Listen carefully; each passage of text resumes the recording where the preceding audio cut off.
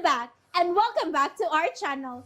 Ayaw mo kalimot o pag-subscribe o pag-click sa notification bell below para sa new updates sa atong YouTube channel na Radyo Drama Bisaya. And daghang salamat sa inyong pagpadayong pagsuporta o pagpaminaw sa atong Radyo Drama Bisaya.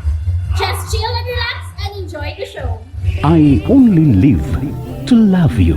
After years, Ako na balang saghatagan sa tanan akong pagtagad si Alea nga way labot sa akong dugo. Unfair kaayo na. Kung ikaw, ako lang kalimtan. Please, Del. This is the right time. Nga angay di mong hatagan og reward ang imong kaugalingon, darling. Gusto gid kaayo si mama, kuya. Kung sabay gusto ninyo nga akong buhaton. you can travel sa mga dapit nga sukad. O pa ni mo maabot, Dad. Pero gusto ni mong taakon. I agree. But not to the extent nga. Nga, inay, mag-happy-happy ka lang. Imo sinong kabantay ka lang i-insert ang atong misyon. Di ba? Ay, mauna. Enjoy lang yun. Remember that all work and no play makes Del a dull boy. Correct. Very well said. So, Dad? Kung para nimo nagkinahanglan ko nga mo relax, ingonti ka, nga hasta ka aliya. Kinahanglan mamawi ka human sa taas nga panahon sa pagbaid nimo sa imong utok. Mauna.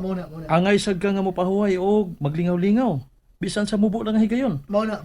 Tungod kay sa umaabot nga mga panahon, challenging na kayong sitwasyon nga imong atubangon. Mauna. So why not go with your dad, Alea? Oh yes! Gusto ka ma. Nagkinahanglan sad og recreation si Alea, di ba? Correct. Mas taas kaayo ang higayon nga. Stress siya tungod sa kadagal sa iya mga tunanan. Pero, ma, Mami, mas mayo nga si Daddy Del ang mo decide para sa iyang lakaw. Ayaw na lang ko pa ba na niya kay maikog ta. Makadistoro pa hinuon niya ko. ngano makadisturbo man? Kay, magunsa man ko dito sa dapit nga gusto na kong atuon. Dad, kung kuan, muapas or basi mapapas or ni mo ang imong girlfriend. Girlfriend? May noon ka, kay mas naibaw ka nga doon ako'y girlfriend. Nga, kaila mo? Amiga mo? Hoy, Alea! Ulit akong ulay ng imong daddy, no? Bangat sa ilong. Virgin pa taon kayo na, no? Dada si Alea para saan ba? Malingaw siya, anak. Dadon mo lang, ma. Naunahan lagi ko nimo. Mo gini ako plano. Pero ambot lang ka kung ganahan ba ka ning mukuyog nako. Wa ba ka ni kawilihan din eh. Doon na, cute. Na, tuwa na. Wow ha! Maubaday, Alea? Kanus apa lang na? Karon pa lang, cute. Karon pag isugot? Katawa. Gusto ko makailan yan ang imong kawilihan, ha? Nakailan naman ko ka, Dad? Si Harvey gidi ay. Patakam lang ka, uy. Si Mami Merced o si Ate Shane ang akong kawilihan. Luoy kayo, di ba? Kung ato silang ibilin. Ay, anak. Ayaw na may problema ha si Ate Shane mo tungod kay... Mo-enjoy ragin mig amo din eh. Kay ako, busy kaayo ko. Hasta ko, maong putlo na nato ni istorya aron magkasabot na mo diha asa mo bakasyon. Tuloming mamakasyon. Dili mahimo nga akong ibilin si Agaw Glenn. Okay ra ba nga paubaro nato si Kuya Glenn mo? Malipay ko. Dadon lang sana ako si Ada. Ay, what a wise decision.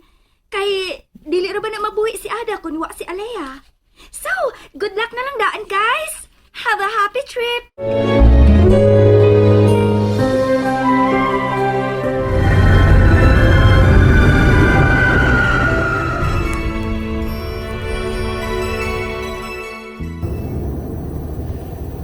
So, happy ka ba nga kita na makasyon?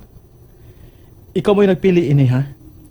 Gitumanan ka kay niingon ka ra ba nga mas mo enjoy ka dinhi sa Davao kay na-miss nimo ang kining mga dapita. Bisa matag bakasyon ninyo sa klase, muduaw magi ka dinhi. Love na ko ang akong yutang na tawhan. Nakasabot ko. Pero naibaw ka pa kun. Unsa ang main reason nga nung gipili na ko ang Davao? Unsa man? Gusto na ko ma-experience ang inyong misyon. Please, Dad. Ipadayon lang ang inyong gibiyaan nga gibuhaton ni ug patabang ako. Tudlong isad ko. Just use your charm. Kung naa na ta atubangan sa mga taong way mga pad, Aliyah. Tungod kay ahaw sa tanan. Pinoy-anan, o niya, pagyod, ganang sa bisti, pagkaon, labaw na sa pagmahal sa isikaingon. O anong pagiha makatabang ka na mo, Aliyah. Mao na siya. Correct. Pinaagi sa maayo nimong gawi. Gawi. Mapagaan man nimo ang kabugat sa ilang mga dughan. Dugan. And remember, sila ang hinungdan kung ngano nga nakabot nimo ang kalampusan. Di ba? Sila ang akong inspirasyon. Saman, moderitso na bata sa bukid? Moderitso na bata? Ayaw sa mamahuay sa ta. Mamaway. O ugma sa ta sa buntag mo sa kasbukid. Bukid. And of course, ato ginang agion ang pamilya ni Aliyah ug Ada aron nga malipay sab sila.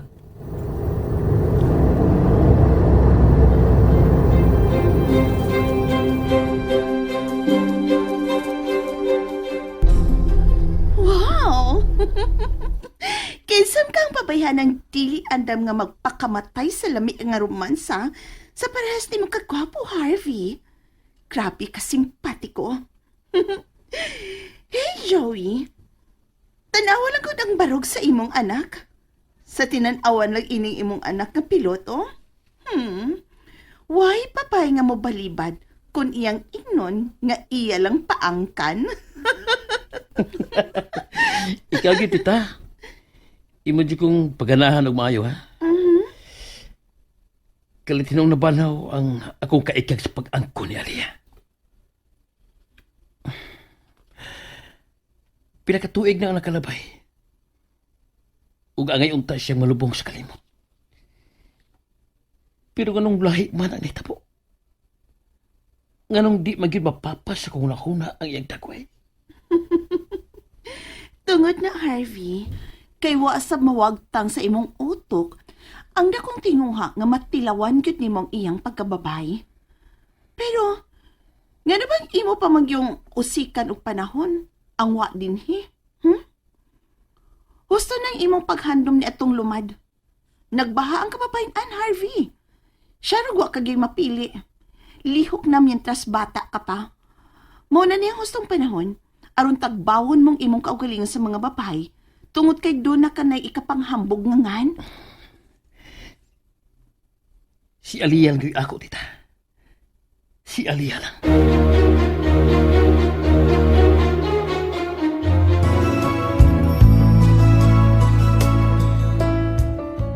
Abi na kong hain ka.